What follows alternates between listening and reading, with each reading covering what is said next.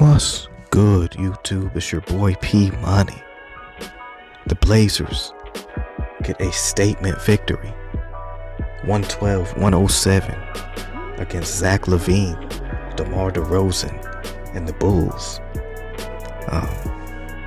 It was a beautiful night for Larry Nance Jr., in my opinion. And for me, Larry Nance Jr. was head and shoulders the player of the game last night. His energy and versatility was on display, and it was very infectious what he was doing out there, making the right plays, getting a big block late. It seemed like he was the one calling out the plays for the defensive end, you know what I mean? Making sure everybody's in their correct positions, you know what I'm saying? And that's the exact type of role that we need from Larry Nance Jr. And he's finally understanding how he also can incorporate himself into the offense, and it's beautiful to watch. In the first quarter, the Bulls really got it going. They used a 15-6 run, and they also forced 4 quick turnovers from the Blazers, while also playing some very good and aggressive defense. The hot shooting from DeMar DeRozan and Zach LaVine end up pushing the lead to 9 after 1, with LaVine leading the way with 11 points and DeRozan going for 10 points, with the Bulls being up 33-24. Blazers, which is becoming a common theme. They start slow again, get it close, but then the Bulls kind of get back rolling, and they end up being up by 9, 33-24. Dame and CJ were held scoreless in that first quarter. But what I noticed was they were scoreless, but they were only down 9. So unusually, if they're not playing like that before in the past, we would be down double figures after 1. You know what I'm saying? So it was definitely encouraging to see the Blazers, even though they end up going down by as many as 20 in this game, just have that will and that determination to fight back and play well. In the second quarter, it was more the same for the Bulls. LaVine and DeRozan just continuously get whatever they want, go wherever they want. And LaVine ends up chipping in 18 points, and DeRozan has 15 points respectively. Their defense forces 11 first-half turnovers, and it leads to them getting, I want to say, they had like 14 fast break points or something like that, or at halftime, something like that. They were also shooting 57% from the field and 44% from 3. And that really, really helped. It's just, everything was just going their way. And it just, at halftime, it didn't look like they would stop. You know what I mean? It was just what they were doing. Produced 63 first half points, and they were up 15. In the second, Dame and CJ both still continue to struggle offensively, and the defense was not stopping anything. Like, they were just, the mid-range especially was not being contested well enough, and it really hurt them in that first half. It did help that they only allowed 2 threes, because I think in the first quarter, I think they made 6 or 7 threes, the Bulls. So it was just like, we weren't stopping anything. We weren't stopping the 3. We weren't stopping the mid-range. And if they wanted to attack the basket, they could at will. They do give up 30 points and go down by 15 at half. But free throws was a huge thing for the Blazers in this game. In the first half, they went 17 of 18, and the Bulls were really getting to the line as much. I mean, of course, it did even out as the game progressed, but we ended up winning by, I want to say, 8. We had 8 more free throws than they did, and those were very important for this team. And it was one of the best free throw shooting performances that this team has had this season, and it was definitely needed.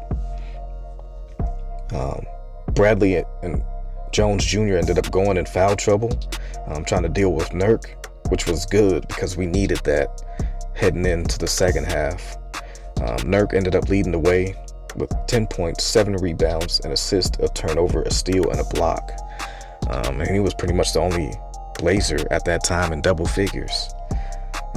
But in the third quarter, it changes dramatically, and the Bulls can't keep up with the pace on either end, and end up having what was as big as a 20-point lead wiped to only 4 after 3.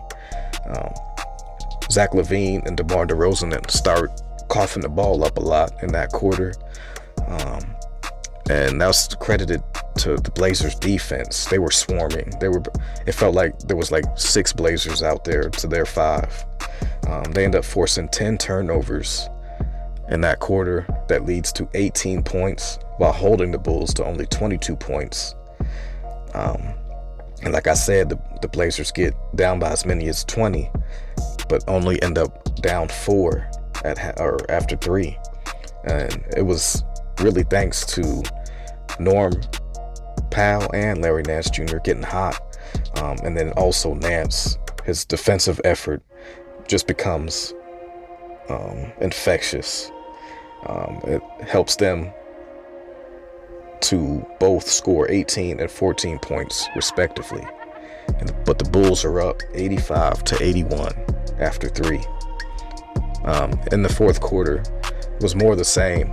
The Bulls continuously looked flat. Those wide open looks that they were getting in the first half, they weren't getting those. They were heavily contested. There was some plays that the Blazers were doing on defense that I'll get into a little bit later. But who really was affected the most were DeRozan and LaVine, because they were really getting bothered. While they both had very good scoring outputs, with LaVine scoring 30 points, he really scored he did most of his damage in the first half, as well as DeMar DeRozan, because in the second half, those shots weren't falling as much because they were getting hassled on defense, and also they were wearing down late, because the Bulls bench really didn't help them at all in this game. And they really missed a guy like Vucevic, who can kind of give them a little bit more scoring punch, But it is what it is. There's no excuses. Still an excellent game. Lonzo Ball kind of got some shots late a little bit to finish with 17. He was getting in the fast break and kind of getting people. Alex Caruso, he kind of did most of his damage in that first half as well, and both of them scored 17 and 12 respectively. The Bulls bench only produces 20 points. Larry Nance Jr. pretty much produced that on his own last night. So that really helped the Blazers out, that we have such a talented team. In the fourth quarter for the Blazers, the defense was continuing to produce. Another big quarter, only allowing 6 field goals, 22 points in that quarter, while only allowing 44 second half points. The Blazers end up scoring 64 second half points.